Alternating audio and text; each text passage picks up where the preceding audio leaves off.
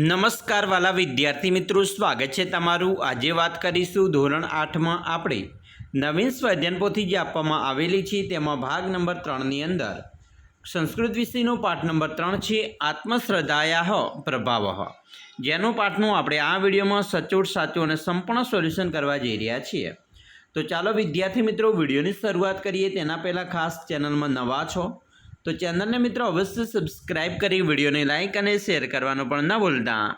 મિત્રો પાઠ નંબર 3 છે આત્મશ્રદ્ધાયાઃ પ્રભાવઃ, જેમાં પ્રશ્ન 1 છે, નીચે આપેલા ફકરાનું અનુલેખન કરો। મિત્રો અહીંયા જે ફકરો આપેલો છે તેઓને તેવો જ ફકરો અહીંયા આપણે લખવાનો છે। સેમ ફકરો છે, સુંદર મજાના અક્ષરે સારા અક્ષરે આપણે અહીંયા લખીશું। પ્રશ્ન 2 છે, નીચે લખેલા ફકરો વાંચીને પ્રશ્નોના જવાબ સંસ્કૃતમાં લખવાના છે। મિત્રો અહીંયા જે ફકરો આપેલો છે તેને આપણે વાંચવાનો છે અને પછી અહીંયા જે પ્રશ્ન આપેલા છે તેને ઉપરના ફકરામાંથી શોધીને લખવાના હોય છે। તો ચાલો આપણે મિત્રો પ્રશ્ન શોધીને લખવાનો પ્રયત્ન કરીએ। પહેલો પ્રશ્ન છે, કાકઃ કુત્ર આસીતઃ? તો કાકઃ વને આસીતઃ। બીજો પ્રશ્ન છે, બુભુક્ષિતઃ કાકઃ કી અપવશ્યત? તો જવાબ આવશે બુભુક્ષિતઃ કાકઃ એકા રોટિકા અપવશ્યત। ત્રીજું, કહ અતીવ ચતુરઃ આસીત? તો જવાબ આવશે માર્જારઃ અતીવ ચતુર આસીત। 4, માર્જારઃ કાકસ્ય પ્રશંસા કથમ અકરોત? તો જવાબ આવશે મિત્રો સહ ઉવાચ કાકરાજ તવ સ્વરઃ અતીવ મધુર અસ્તિ ગીતમ ગાયતુ। એના પછી 5મો પ્રશ્ન છે, કાકઃ કી કરોતિ? તો કાકઃ ગીતમ ગાયતી। હવે વિદ્યાર્થી મિત્રો પ્રશ્ન 3 ઉપર જઈશું। નીચે આપેલા શબ્દોને ઉચિત સંસ્કૃત શબ્દોમાં લખવાના છે। જેમ કે પહેલું છે આજે, તો અહીંયા તમને વિકલ્પ આપેલા છે, તેમાં આજેને અધ્યય કહેવાય। બીજું છે સરકાર, તો એને સર્વકારઃ કહેવાય। ત્રીજું છે ઉપાડે છે, તો એને ઉત્થપાયતી કહેવાય, બરાબર, અહીં મિત્રો આવશે ઉત્થાપયતી, બરાબર, ઉત્થાપયતી। ચોથું છે વહે છે, તો વહતી આવશે। 5મું છે વિમાન, તો વિમાનમ આવશે। પ્રશ્ન મિત્રો 4 છે, કૌંસમાં આપેલા શબ્દોને આધારે ખાલિયા પૂર્ણ કરવું। જેમાં મિત્રો પહેલું વાક્ય છે, અહમ ખાલિયા વિદ્યાલયમ ગચ્છામિ? તો અહીંયા જવાબ આવશે આપણો પ્રતિદિન। બીજું, એક ખાલી જગ્યા મહાન શિષ્ય અસ્તિ?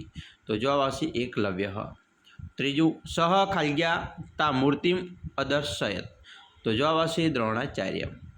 4, અર્જુન મહાન ખાલિયા આસીત? તો ધનુર્ધરઃ। 5, ખાલિયા ભસ્તિ? તો કુકુરઃ ભસ્તિ। 6, દ્રોણાચાર્ય એકલવ્યસ્ય ખાલિયા ગચ્છતિ? તો સમીપમ। પ્રશ્ન મિત્રો 5 છે, યોગ્ય જોડકા જોડવાના છે। જેમાં મિત્રો છે પહેલું ગમ, તો આવશે ગંતુમ। વદ, તો મિત્રો આવશે વક્તુમ। ખાદ, તો ખાદિતુમ। ભૂ ભવ, તો ભવિતુમ।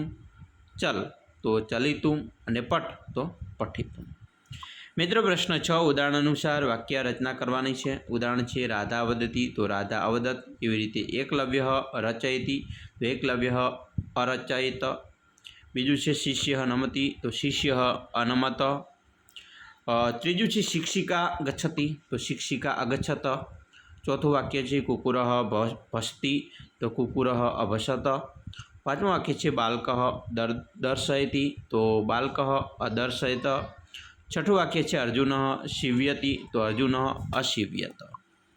એના પછી મિત્રો પ્રશ્ન 7 છે, નીચે ચિત્રના આધારે યોગ્ય વાક્ય પસંદ કરી લખો। અહીંયા મિત્રો તમને 6 વાક્ય આપેલા છે, તે ચિત્ર મુજબ આપણે યોગ્ય વાક્ય પસંદ કરીશું। મિત્રો પહેલું ચિત્ર છે, તો આ ચિત્ર કહેવા માગે છે કે એક બાલક આસીત, એક બાળક છે। બીજું ચિત્રમાં જુઓ તો તદા સહ દ્રોણાચાર્ય તા મૂર્તિ અદર્શયત। ત્રીજું ચિત્ર, એકદા સહ દ્રોણાચાર્ય સહ સમીપમ અગચ્છત અવદત ચ। ચોથું વાક્ય, દ્રોણાચાર્ય અતત દ્રષ્ટા અપૃચ્છત કહ તવ આચાર્ય। 5મું વાક્ય થશે, એકલવ્ય બાણે તસ્ય કુકરસ્ય મુખમ અશિવ્યત। અને 6ઠું વાક્ય છે, પ્રાતઃ આરભ્ય સાયંકાલ પર્યંતમ ધનુર્વિદ્યા અભ્યાસમ અકરોત। એના પછી મિત્રો પ્રશ્ન 8 છે, ફકરો વાંચીને પ્રશ્નોનો જવાબ લખવાના છે। સરસ મજાનો ફકરો આપણે એને મિત્રો વાંચવાનો છે, સમજવાનો છે અને નીચે પ્રશ્ન આપેલા છે 4 એના જવાબ લખવાના છે। પહેલો મિત્રો પ્રશ્ન છે, સર્વાસુ નદીસુ કા શ્રેષ્ઠા નદી અસ્તિ? તો જવાબ આવશે સર્વાસુ નદીસુ ગંગા શ્રેષ્ઠા નદી અસ્તિ। બીજું વાક્ય છે, નિદાઘ અપી કસ્યાહ પ્રવાહો ન શુષ્યતિ, તો જવાબ આવશે નિદાઘ અપી ગંગા પ્રવાહો ન શુષ્યતિ. ત્રીજું વાક્ય છે કુત્ર ગંગાયા યમુનાયા ચ સંગમ ભવતી, તો જવાબ આવશે પ્રયાગે ગંગાયા યમુના ચ સંગમ ભવતી. અને ચોથું વાક્ય છે સંગમ સ્થાને સ્નાનેન કે પવિત્રા ભવંતી, તો જવાબ આવશે સંગમ સ્થાને સ્નાનેન જના પવિત્રા ભવંતી. તો સરસ મજાનું મિત્રો આપણે અહીંયા તમારું જે સંપૂર્ણ સ્વાધ્યાયન પોથીની અંદર આપેલું છે પાઠ નંબર 3 તેનું સોલ્યુશન જોયું. આશા રાખીએ છીએ તમને આપણો આ વિડીયો ખૂબ જ ઉપયોગી નીવડશે. અને ખાસ મિત્રો વિડીયો ગમે હોય તો લાઇક, શેર અને સબસ્ક્રાઇબ કરવાનું પણ ન ભૂલતા, જેથી કરી અમે તમારા સુધી ધોરણ 8ના તમામ પ્રકારના સોલ્યુશનના વિડીયો મોકલી શકીએ.